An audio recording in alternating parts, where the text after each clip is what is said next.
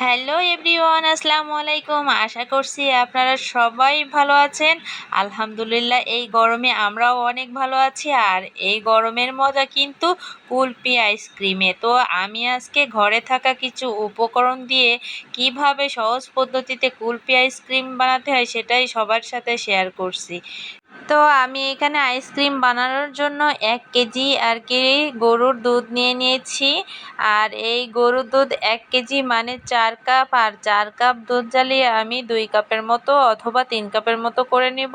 তো দুধটাকে আমি অনবরত নেড়ে নেড়ে অনেক ঘন করে নিয়েছি। এই যে দুধটা কিন্তু আমার বেশ ঘনই হয়ে গিয়েছে, আর দুধে কিন্তু আমার বলক চলে আসছে। আস্তে আস্তে আমি লো আছে দুধটা রেখে দিব আরও কিছুক্ষণ। আর যেহেতু আমার এক চুলা, এজন্য আমি দুধটাকে নামিয়ে রেখে এখানে আমি কিছু চিনি দিয়ে ক্যারামেলটা বানিয়ে নিচ্ছি। একদম সহজ উপকরণ, মানে বাড়িতে থাকাই কিছু উপকরণ দিয়েই কিন্তু এই কুলফিটা বানানো যায়।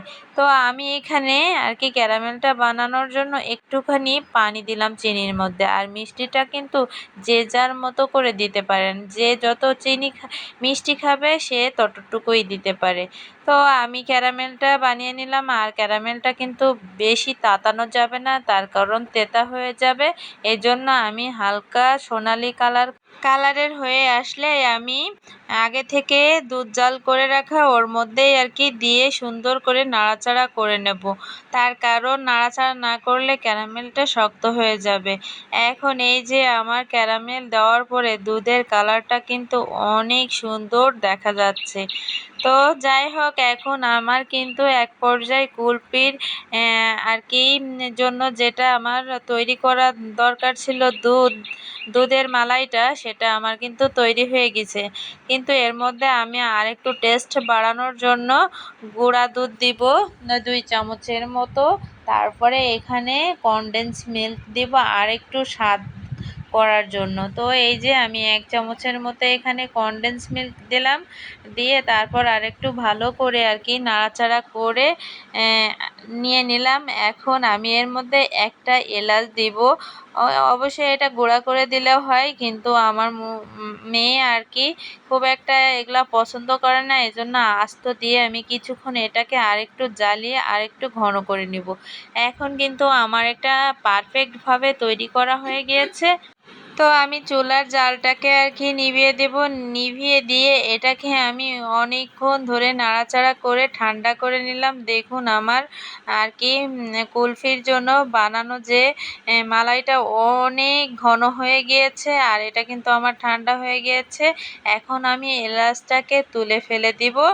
এরপর আইসক্রিমের মলটা নিয়ে নিলাম। নিয়ে এর মধ্যে আমি কুলফির জন্য যে দুধটা জাল করে রাখছিলাম সেগুলা আমি এক এক করে ঢেলে দিব। তো আমি এটাকে কোনো জগের মধ্যে না ঢেলে একবারে পাতিল থেকেই মল্ডের মধ্যে ঢেলে দিলাম। আর এখানে এই যে আমার যেহেতু এখানে ফয়েল পেপার না থাকাতে আমি এখানে টেপ ইউজ করছি। কি আর করার, বললাম না, খুব সহজেই বাড়িতে থাকা উপকরণ দিয়ে এটা তৈরি করব। এখন এটাকে আমি এক এক করে সব ঢেকে দিলাম। ঢেকে দিয়ে আমার এই যে আইসক্রিমের কাঠি আছে এগুলা দিয়ে এর মধ্যে দিব। তার আগে একটা নাইফ দিয়ে সবগুলাকে ছিদ্র করে নিব আইসক্রিমের কাঠিগুলো দেওয়ার জন্য। তো এই যে আমার নাইফ দিয়ে ছিদ্র করা হয়ে গিয়েছে। এখন আইসক্রিমের কাঠিগুলো আমি এক এক করে দিয়ে দিচ্ছি।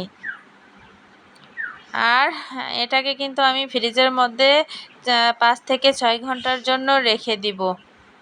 তো ভিউয়ার্স, আমার কিন্তু কুলফি রেডি হয়ে গিয়েছে, এখন ফ্রিজে রাখার পালা।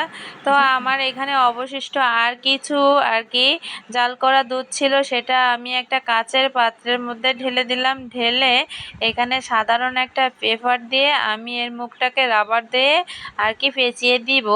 দিয়ে তারপর একটা ছুরি দিয়ে ছিদ্র করে আইসক্রিমের কাঠি দিয়ে দিব। যাক, আমার কুলফি মোটামুটি আলহামদুলিল্লাহ মনে হয় ভালোই হবে। আপনারা কিন্তু এভাবেই ট্রাই করবেন। ভিউয়ার্স, আমার এই সাধারণভাবে কুলফির রেসিপিটি আপনাদের কাছে কেমন লাগলো অবশ্যই কিন্তু কমেন্ট করে জানাবেন এবং একটি লাইক দিয়ে আমার পাশে থাকবেন এবং সাবস্ক্রাইব করতে ভুলবেন না কিন্তু। আর এটা আমি ফ্রিজে রেখে দিয়েছিলাম ৫ থেকে ৬ ঘন্টা পরে কিন্তু বের করলাম। আর এই যে দেখেন আমার কুলফিটা কিন্তু রেডি হয়ে গিয়েছে। এখন খালি খাওয়ার পালা। আর গরমে কুলফি খাওয়ার মজাই তো আলাদা। তো আমার কিন্তু আরেকটু রাখলে খুবই ভালো হতো। যাই হোক, গরম যেহেতু পড়ছে এজন্য আর কি অনেক ফাস্ট এটা বের করে ফেললাম। তো দেখুন আমার কুলফিটা কত সুন্দর হয়েছে। এটা খেতেও কিন্তু অনেক ইয়ামি হয়েছে।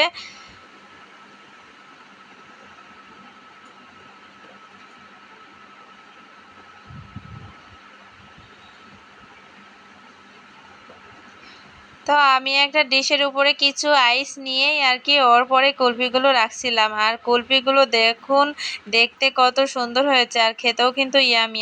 আমার টুকু সোনাকেও একটু কুলফি খেতে দিলাম। তো আমার টুকু সোনা কিন্তু কুলফি খেয়ে সে বলল অনেক ইয়ামি হয়েছে। আল্লাহ হাফেজ।